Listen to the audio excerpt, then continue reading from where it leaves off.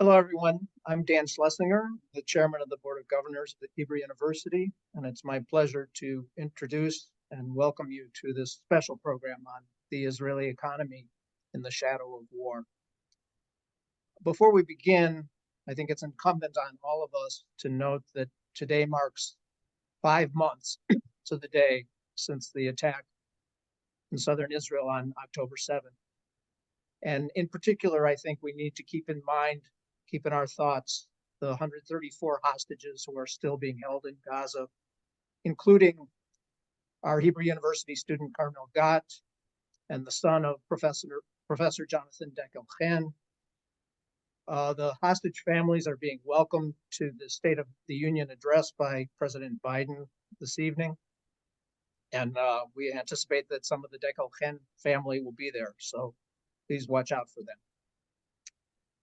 At Hebrew University, classes have been proceeding for 2 months. Things are going generally pretty well, trying to be as normal as possible. But of course, the impact of the war, of the attack, is still being felt significantly.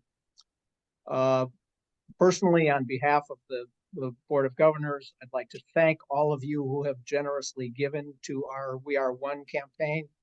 It's vital we provide support for the university community, for the people who are in great need in lots of respects, but including financially. And your financial support has been great. We hope it can continue. It's still very much needed. Now, to come to our program. In general, I think we all know a good amount about what's happened starting on October 7th.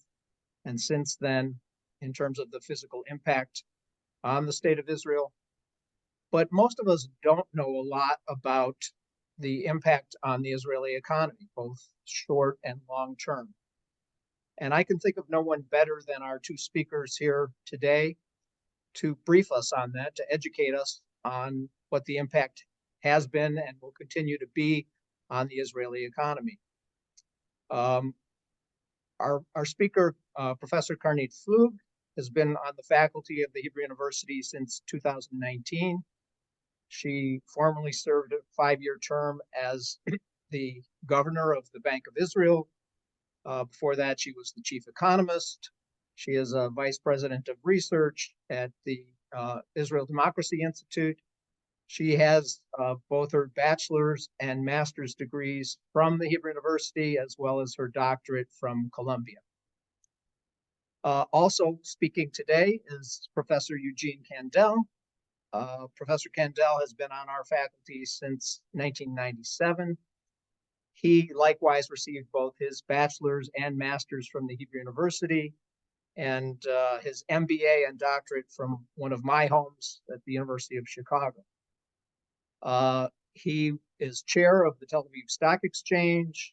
He is chair of Rise Israel, which many of us know by its previous name, Startup Nation Policy Institute, and as knowledgeable as anyone on the Israeli economy, and particularly the financial aspects of that.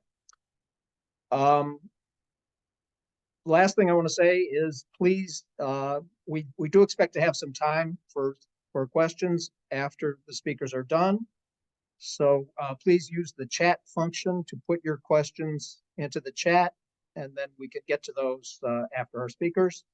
And with that, let me turn it over to Karnit and Eugene. Thank you, Daniel.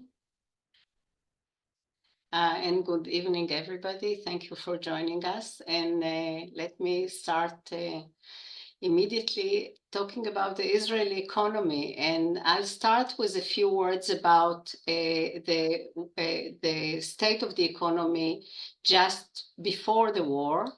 And if we look at the state of the economy before the war, we actually see a remarkable recovery from COVID-19. You can see here always Israel in blue, and the growth rate of the economy following COVID-19 was very, very high, 7.6% in 2021, 4.4% in 2022, much higher than most advanced economies.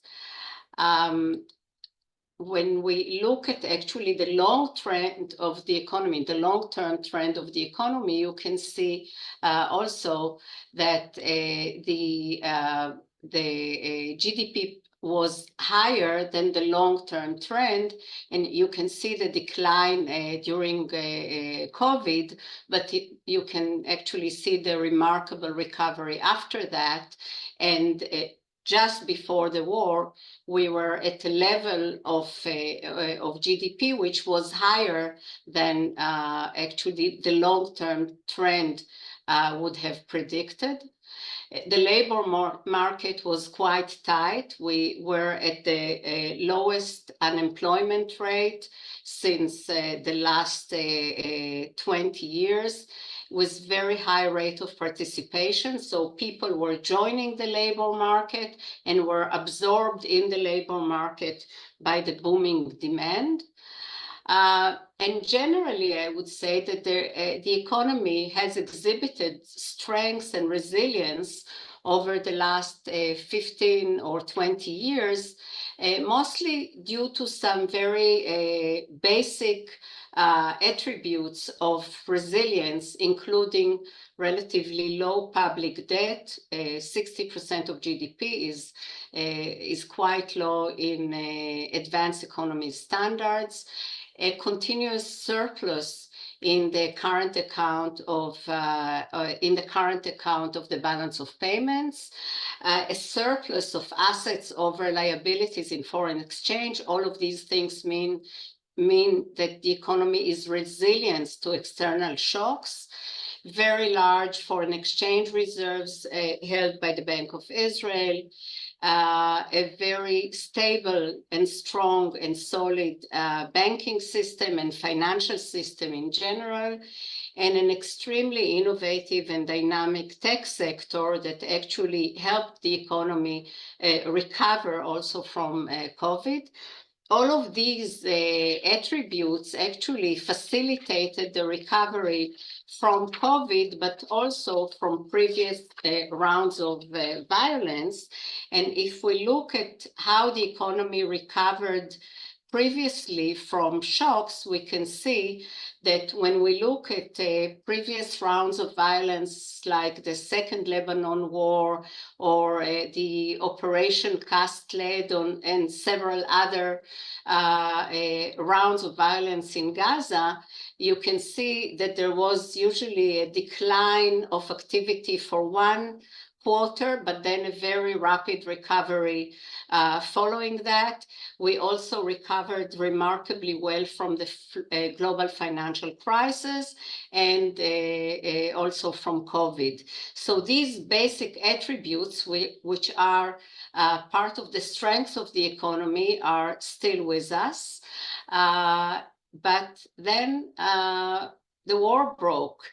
And we can now look at few indicators on how short-term early indicators show up in what happened to the economy in the first few months, or actually since the 7th of October.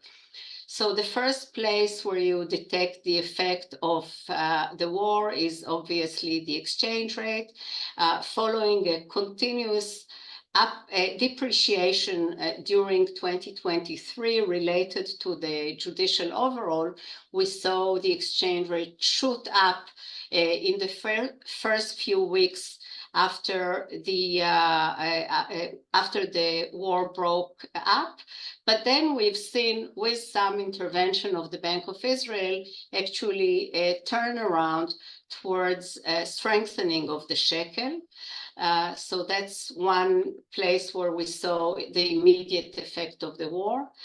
The stock exchange, the Israeli stock exchange, has also been lagging behind the performance of global indices. Usually, it's quite correlated to what's happening in the US stock exchange, but actually this divergence or the lagging behind started already in 2023 with the judicial overall, but then it intensified since October with actually a relatively negative effect of the war on the stock exchange. In terms of the effects on the real economy, one indicator is the credit card purchases, these are daily data which indicate the effect of events on private consumption. And what we've seen was initially a drop in private consumption by about 25% in the first few weeks after the war. But then we've seen actually a recovery, and the level of spending right now actually exceeds the level which was the level prior to the war, but with a fairly broad range in certain areas where, for example, tourism or restaurants, the spending there is still quite low. In other areas, the spending actually has recovered and exceeded the pre-war levels. In the labor market, the first reflection of the events was for a very substantial increase in unemployment in a broad sense of people who are absent from work due to economic reasons. Actually, the unemployment, this broad concept of unemployment reached almost 10% in October, but then slowly started to decline. But in addition to that, there were also absent people for non-economic reasons because they were evacuated from the southern border or from the north, or people who are on reserve. So in the first months of the war, actually almost 20% of employees were absent from work. By January, the numbers have already declined, but there is still a substantial part of the labor force which is either on reserve or is absent because of economic reasons. The effect on various sectors was also quite pronounced in October, but in most sectors we've seen a recovery over the last 2 or 3 months, except for tourism and construction, where construction is mostly affected by the absence of workers. Our construction sector is very dependent on foreign workers and on Palestinian workers, which are not back yet. So these are the main effects sort of that we've seen in the short-term indicators, and the question is where the economy is heading looking forward. So first of all, the first piece of data which shows sort of the aggregate effect, excuse me, on the economy is the data of the national accounts that shows a contraction in the last quarter of 2023 of 19%, that's in annual terms, of output. And you can see that it's quite a substantial effect on GDP, but not quite as strong as the first quarter of COVID, where the decline was even sharper. But judging by the past, we expect to see a recovery. However, there is a wide range of projections as to the strengths of the recovery. You can see here in the midsection of this graph, various projections for the growth rate of the economy for 2024. You see Moody's being most pessimistic, expecting the economy to actually contract by 1.5%. And the other, or the domestic, those who make projections like the Bank of Israel or the Ministry of Finance is expecting a growth rate between 1.5% and 2%. The main uncertainty lies around the question of what happens in the north. If the northern border actually things flare up and a full-scale war, it deteriorates into a full-scale war, then I think the effect on the economy, which will be very pronounced, and that's basically what's behind the projections by Moody's. Other projections expect a recovery, assuming that the current intensity of the war in Gaza remains and actually slowly subsides, and that the southern border doesn't deteriorate into a full-fledged war. All those who are actually making these projections expect that by 2025 we will see a recovery of the economy.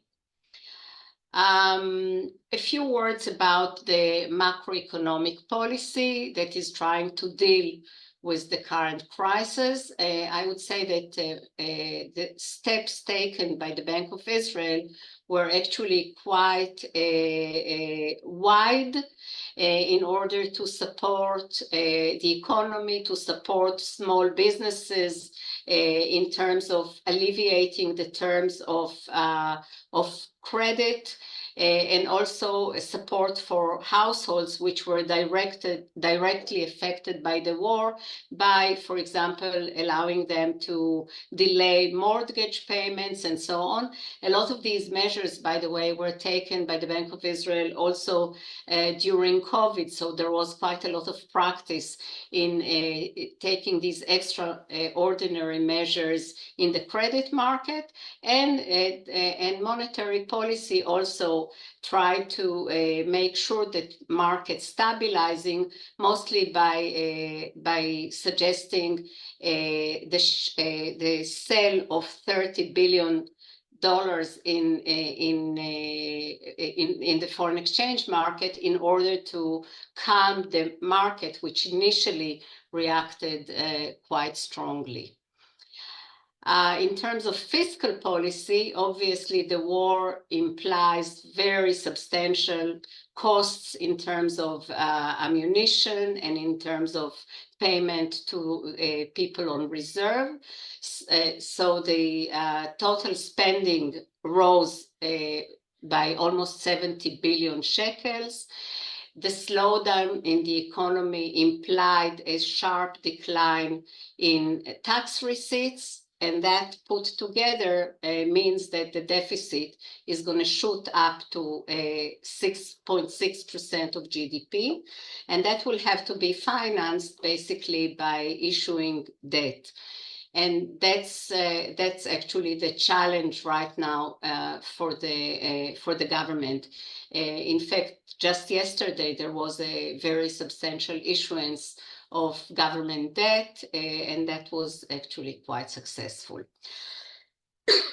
So these are sort of the short-term challenges, and the question is, when we look ahead, the economy or the economic policymakers have to take into account both the short-term challenges, which I just described, including return to fiscal sustainability after this very sharp increase in government debt, a challenge of supporting the recovery of the economy, rehabilitating the affected populations, and bringing inflation back down.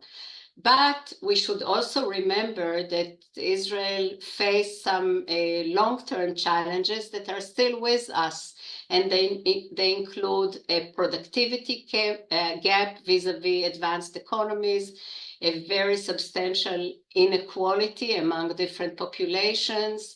There are some populations that are not engaged sufficiently in the labor market, and we have a very high cost of living. So these challenges are still with us.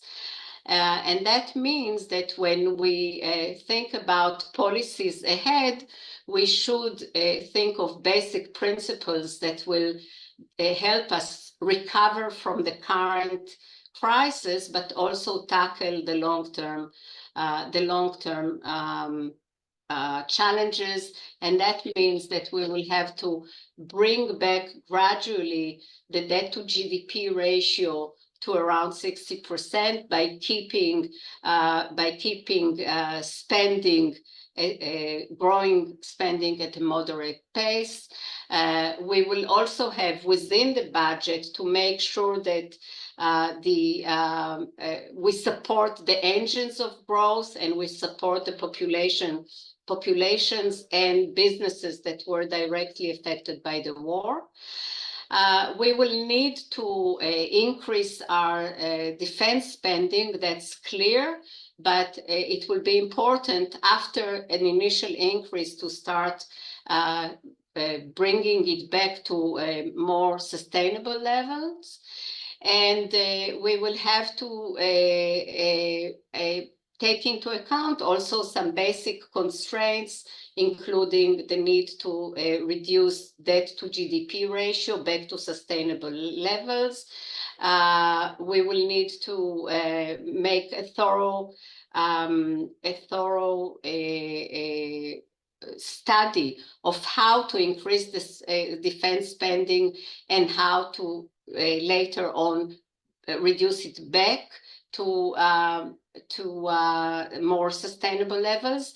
And all of this will need to be financed by some increase in taxes, but we have to make sure that the tax increase will not erode our competitiveness, because we compete on people and on capital, and we have to make sure that the tax rates don't interfere with our competitiveness.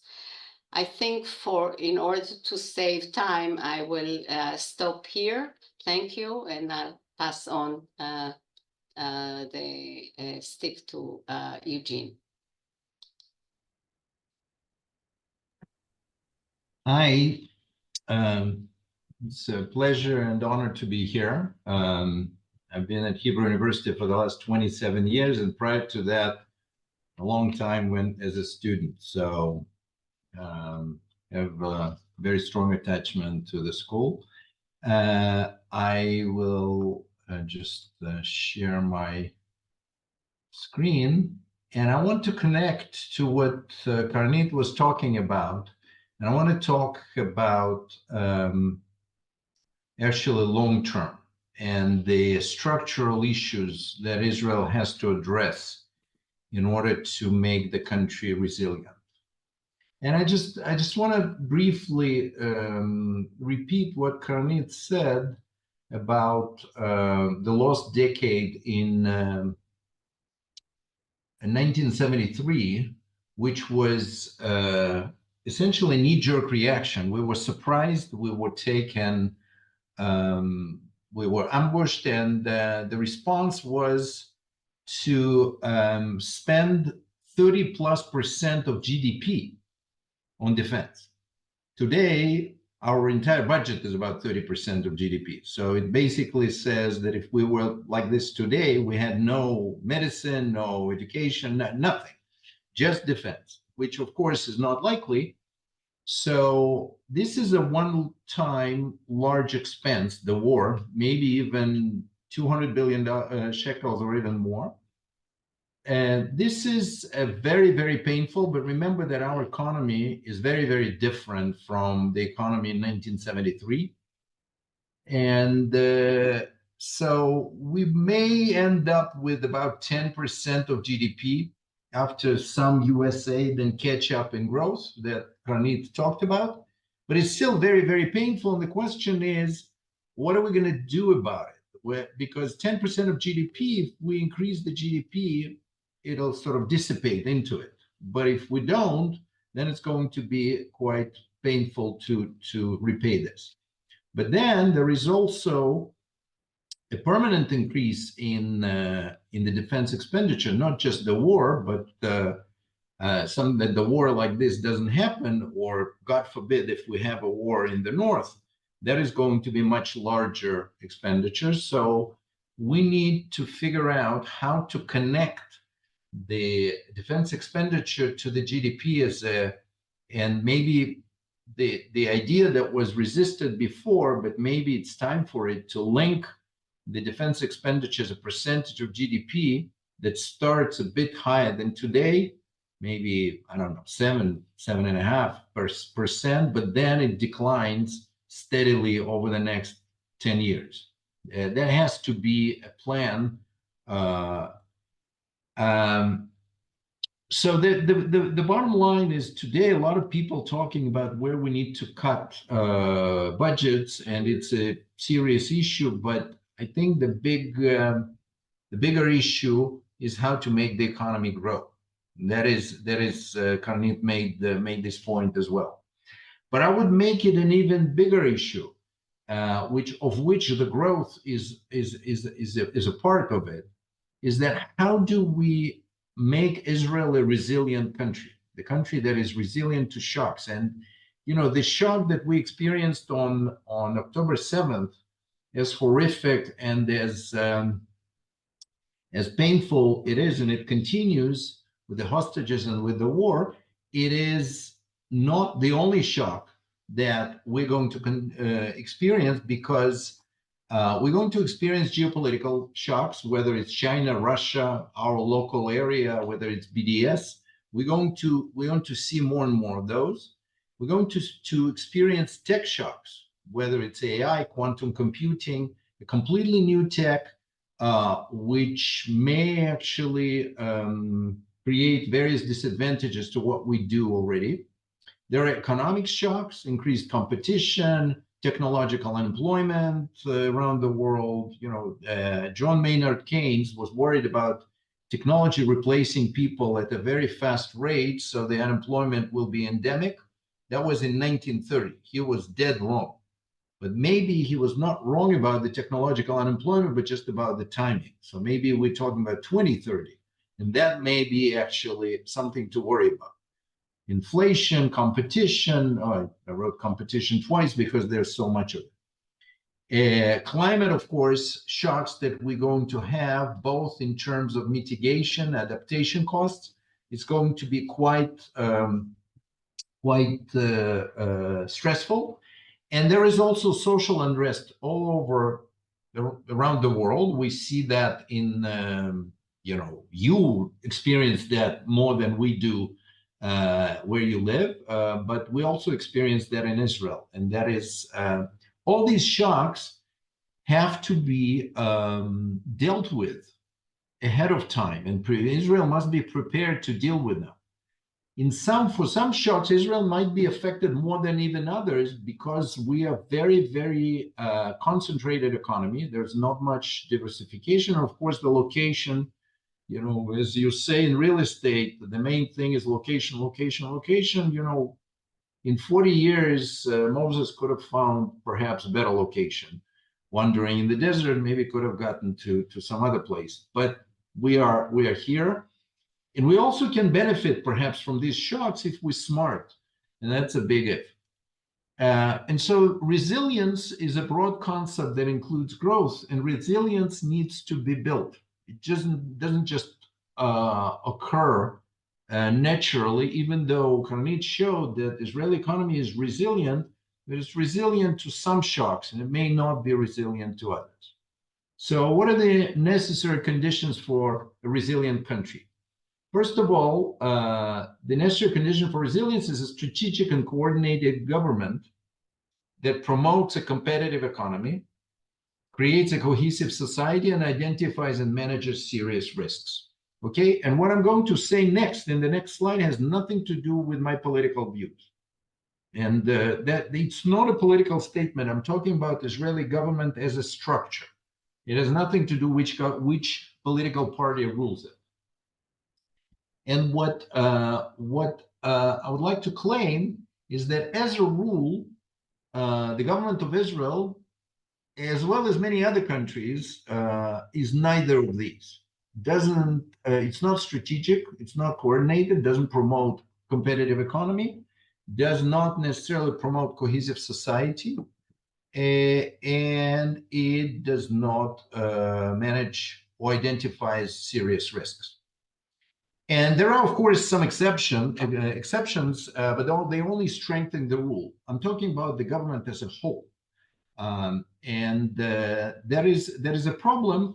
And sometimes people say, but look, most governments are like that. Yeah, yes, I say, but Finland, which is much more strategic and coordinated than we are, can afford to be non-strategic, because even in 100 years, it will still be Finland. Well, let's say Denmark. I don't know. Maybe Russia will invade Finland. Who knows? Sorry about if there are people here from Finland. Meant no disrespect. I'm sure that you have this worry as well. But unfortunately, Israel has no luxury to basically be non-strategic and not manage risks.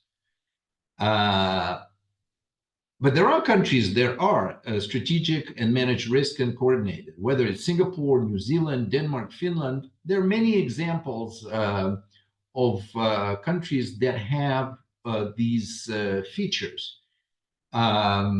And unfortunately, there are no institutions within Israeli government that have the capacity to make these to make this happen in the future. So, for example, nobody within the government of Israel has the mandate and the responsibility and the power to ensure the competitiveness of the Israeli economy. There is no minister, there is no government official that wakes up in the morning and says, my job is to make sure that Israeli economy is competitive in the world markets. And by the way, I have the power to actually make sure that that can happen. None of that exists. There's no institutional political structure that identifies and manages risks. For example, nobody manages the risk of societal strife, which could be quite significant. In fact, all the parties, and it doesn't matter which one, are focused on winning against the others. Nobody is thinking about how not to lose as a whole. Moreover, a lot of the government, in this case, this government in particular, did not do anything to change the structure of the government, and is focused on basically dividing the cake, and is not focused on increasing. And it will not bring either cohesive society nor competitive economy. And then we are asking a question, how can we make the country resilient if we do not work on that? So allow me to give you some sort of views on what the government that, in my opinion, Israel needs. And I'm not talking a political party that would be ruling coalition. I'm talking about the structure of the governing body that leads the country. So the first thing is it must be trust-based. And trust is an interesting thing because some people say, let's establish the trust, but it actually, the Israeli structure, the governmental structure, is built on the premise that you cannot trust anyone. In fact, whether it's about taxes, whether it's about anything else, you start a discussion within the government from the fact that you can't trust the population. By the way, the population doesn't trust the government. And despite the fact that the population relies or expects the Israeli government much more to help it than many other developed countries. And yet, the population that expects Israeli government to solve all of its problems doesn't trust its representative 5 minutes after it elects them. It doesn't trust civil servants either. In fact, there's little trust within the government, either between the three branches of the government or within them.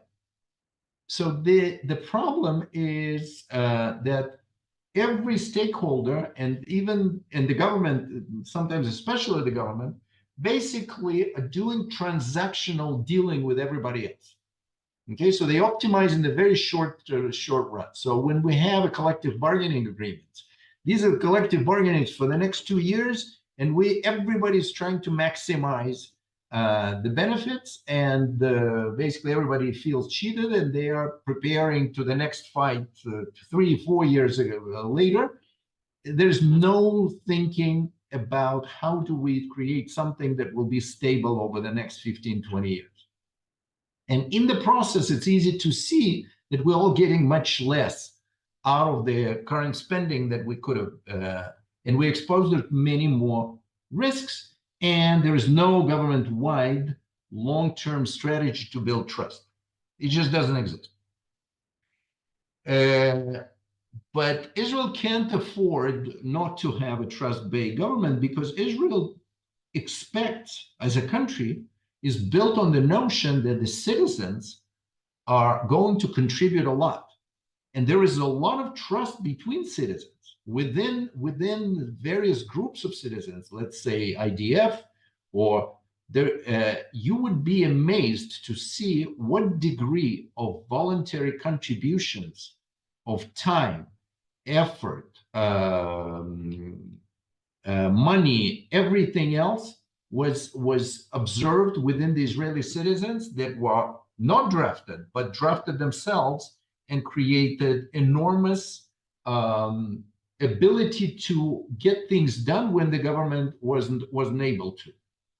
And so we do have trust base, and yet we sort of lose it when it comes to the government. And it's the interesting thing, Ernest Hemingway once said that the best way to find out whether you can trust somebody is to trust them first. Okay, that's how we start our business relationship, our personal relationship. We don't say to our potential, partner in marriage, first, I don't trust you. Let's see within the next 5 years whether you can earn my trust, and then we'll see whether we get married. That relationship probably going to last a couple of days. You trust the person, and you hope that they will reciprocate and be worthy of your trust. We have to change the paradigm. And of course, Lev Tolstoy always said that everyone wants to change the world. Nobody wants to change themselves. We do have to change themselves, give trust, and instead of blaming everybody else for not being trustworthy. There is a huge issue here, whether it's media, whether it's politician, whether it's the voters, but we definitely not going to see that coming from the politicians of any sort.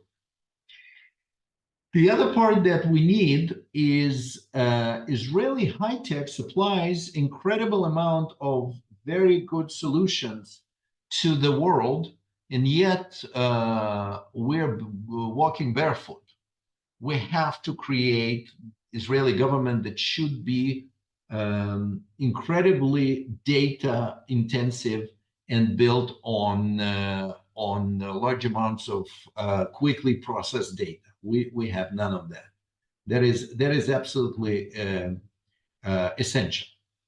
And then we need competent and focused government. Instead, what we do is many other countries do, but we sort of gotten this completely wrong. We choose random people who win some primaries in some country, in some parties, sorry, and then we choose the ministers who run our most important ministries based on what is the party that they came from, how many votes did it get in the Knesset. They have no experience, no knowledge about the stuff that they're supposed to do. It's not clear what their incentives are, and it's clear that most of their time is actually spent on their political needs rather than on the needs of the ministry. So we have to stop this because it satisfies the definition of crazy by Einstein. If you do the same thing all over again and expect different results, you must be crazy. And we are, in some sense, because we would not do that in any other area of our life. We would not go to a doctor that was chosen by a popularity contest, neither to a lawyer or an engineer or anybody else. And so we have to sort of change the switch. The specific proposals, I'm going to switch. We basically need to move to professional government that pays its ministers well. These ministers, we need to create sort of strong prime minister office which coordinates strategy and risk management. And we need to attract the best talent, which we don't currently do. The other specific proposal is that we need to really rein in our regulatory agencies because they are sort of going berserk. And as many other OECD countries understood, you need to have a regulatory budget, which we don't. But the last part that may be the most relevant for this audience is that I believe that we need to give diaspora a formal voice in Israel. We probably should not have ability to elect elected representatives, but barring that, I think we need to have some kind of representation of diaspora, of various diasporas in the world, for the very simple reason. Actually, there are several reasons. First reason is that when we do something here, every diaspora feels it. Two, when we're in trouble, every diaspora comes to our help. And in fact, some of the Israeli populations help the country much, much less than the diaspora Jews. So it seems unfair not to give. But the last point, I think it's the most crucial for us, is that without the voice and maybe pressure from diaspora, we might not have enough willpower to actually solve the problems, make this country resilient, so we can celebrate our 150th birthday as a strong, independent, and prosperous country. Thank you.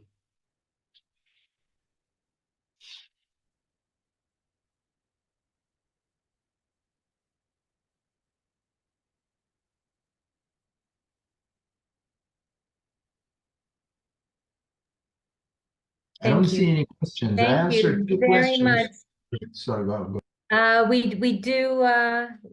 do want to ask you to write your questions in the Q&A section, but I'm going to give our chairman the benefit of being able to ask the first question. Let me ask a personal question, which is it possible to forecast the impact on the education sector in general, and in particular, the Hebrew University? What, if anything, can we expect in the way of continued funding at the levels that we've gotten used to, or increased or decreased funding? Karnit, you want me to take it? I will say generally that when I look at the government budgets, in the last actually quite many years, generally civilian spending was quite modest, and spending on education and on higher education and on research has been eroding. And I'm afraid that given the limitations on the budgets or the constraints that will come from increased military spending, which we know will happen, and not only for the war, but longer term or permanent increase in defense spending, I think the constraints on the civilian spending, on civilian services, will be even more severe. And I'm worried that actually there will not be enough spending on research and on higher education. And it's important, I think Eugene alluded to that. I think if we want to ensure our long-term growth, which was very much dependent on the high-tech sector, on innovation, on human capital, I think this type of spending is crucial for our continued potential growth. Yeah, I agree that it's absolutely essential. There has been in this budget that is being pushed through the parliament, at least in the initial stage, there was an attempt to cut the higher education budget, but we've seen this stop. We had some help was involved in that, but we didn't see it in some places. There was even some addition to bring sort of stars to Israel. It's the first time that there is a program like that. But I absolutely agree with Karnit that as demands from the military and demands from the coalition increase, unfortunately, it's too easy. This is specifically for this government. It's too easy for them to say, well, these guys don't vote for us anyway. Who cares? That's unfortunately a possibility. Okay, well, Eugene, what you said about a mechanism for giving a voice to the diaspora brought up a lot of interesting questions. Both Maria Rubin and Roland Kluger are in favor of your proposal, it sounds like. Maria asks, how do you think that the voice can be given to the diaspora? She feels that the one thing uniting the diaspora is Israel's need to survive. Other than that, the voices within each community are very diverse. Do you have any comments to make on that? Yeah, diverse is good, but the problem that we are facing, it's actually one of the things that unite basically anybody in Israel, no matter what political views, is that I presume that over 99% of the population, the one thing that they can unite around is that we want Israel to celebrate its 100th birthday and 150th birthday as a strong, independent, and prosperous country, secure. So around that, we have, so what Ms. Rubin is writing is actually, that's something that she can agree with the rest of Israel. Unfortunately, the rest of Israel says, yeah, that's important, but now let's start fighting so we can. My view is going to be dominant, and in the process, we might actually kill that idea. So how that can happen, I don't know, but it could be, for example, second parliament of the House, like House of Lords in the UK, where people will be chosen around from both Israel, proportionally to the entire population, Jewish population in the world, and at least you would have to get some kind of response from that house, as House of Lords in the UK doesn't have any formal power, but you listen to it because there are smart and experienced people sitting there. And the population listens to it, and you're not going to just ignore it. So there are many ways to do it. And Mr. Kluger says that the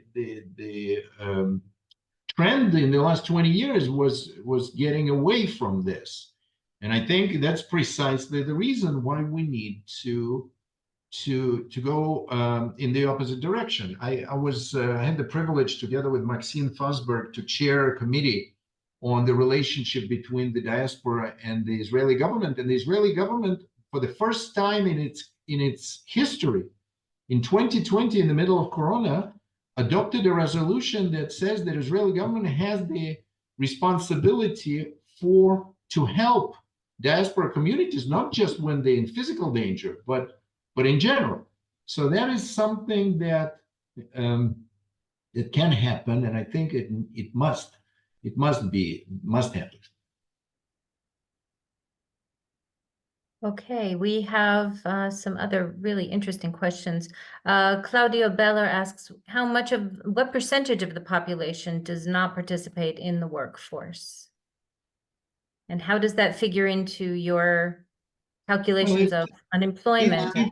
It's maybe imprecise question, because in Israel it's not what percentage of population, let's say. There are two groups with low participation in the labor force. One is Arab women, for very historical reasons, but if you look at the stock or the percentage of Arab women, they have very, very low participation, which is around 32-33%. I need to correct me if I'm wrong.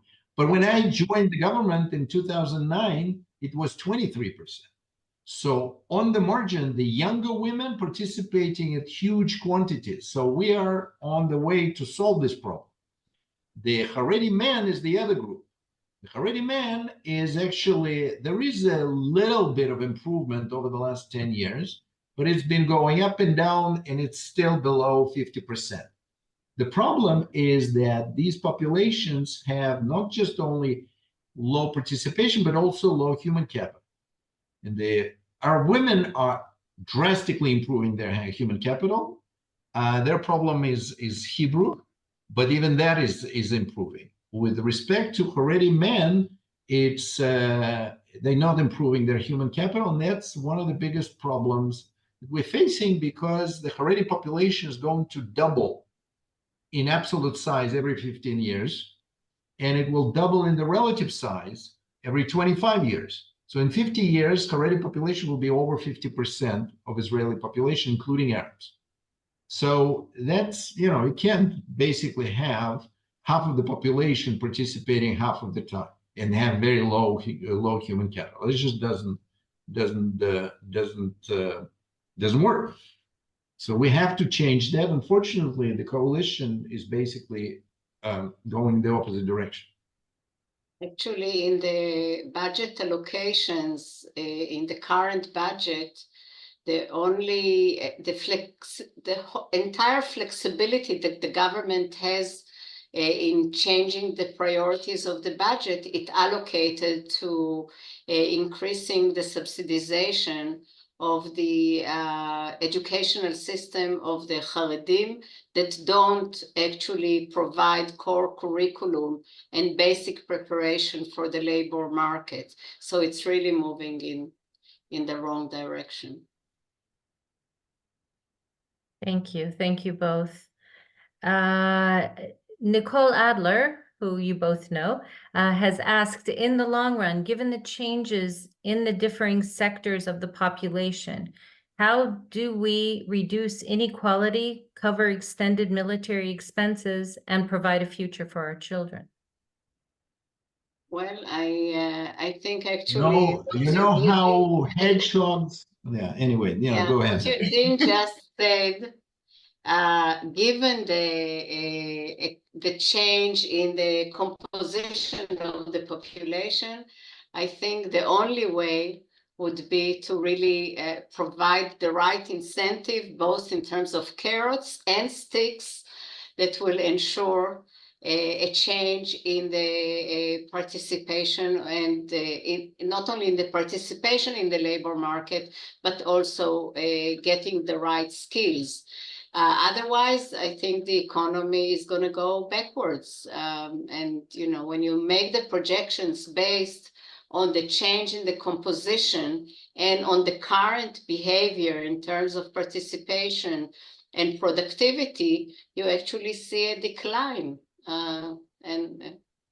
So the only way is a policy, and we have not been actually successful, unfortunately, in this. There have been attempts to provide incentives for the ultra-Orthodox population to engage in the labor market, but it hasn't been sufficient.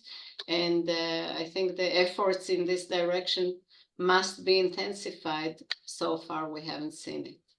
This is a whole subject for a whole another webinar for 3-4 hours. So anybody with an appetite, we're happy to discuss that. Okay, well, we'll just stay here then.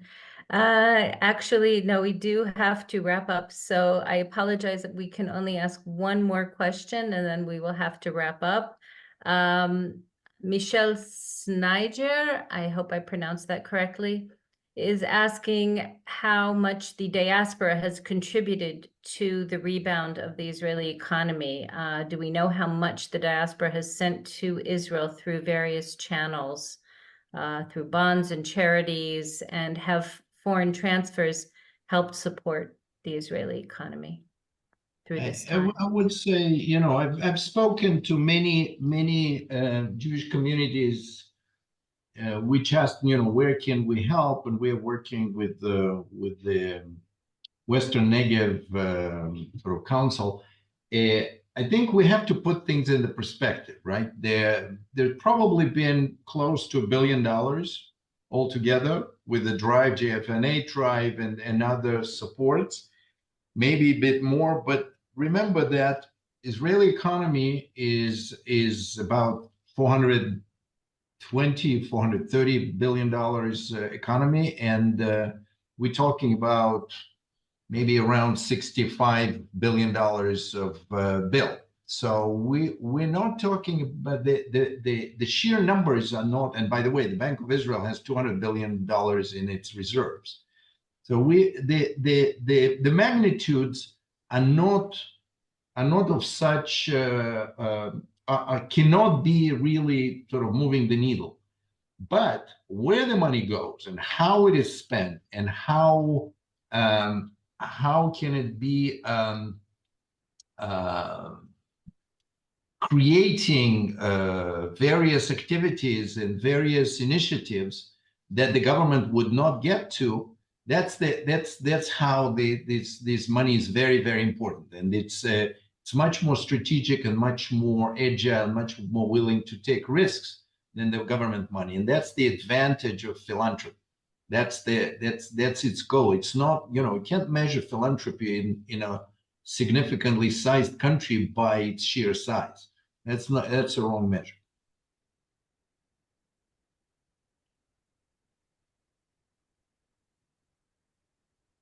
Oh, Dan, I'm sorry, you're muted. Thanks, Francine. I think we've reached the end of our time. I'd like to thank everyone for participating, and particularly to thank our wonderful speakers, Professor Kandel, Professor Flug, for the background, the insights that you've given us, which have been truly educational. Particularly given what our experts have said about the uncertainty of continued government funding for the educational sector, I would like to bring everybody back to what I mentioned at the start, which is our We Are One campaign. There's still something in the range of 1,000 Hebrew University students who are still called up. Now we're reaching the end of this semester.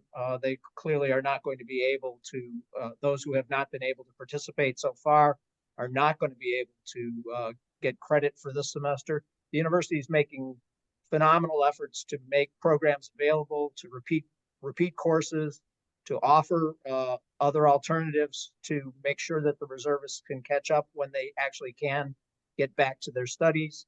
But as we all know, the demands on a Hebrew University student, most of whom finance their own education to some degree, the demands are great. The impact of the war has been horrific on them in that respect. And so we do encourage everyone who can. Again, I thank those who have been able to contribute. I encourage everyone who can to make additional contributions, to make a first contribution. Lori has put into the chat the link that you can use to do that, and please do if you can. Again, thanks everyone. Thanks to our speakers, and be well. Bye-bye. Thank you. Bye-bye.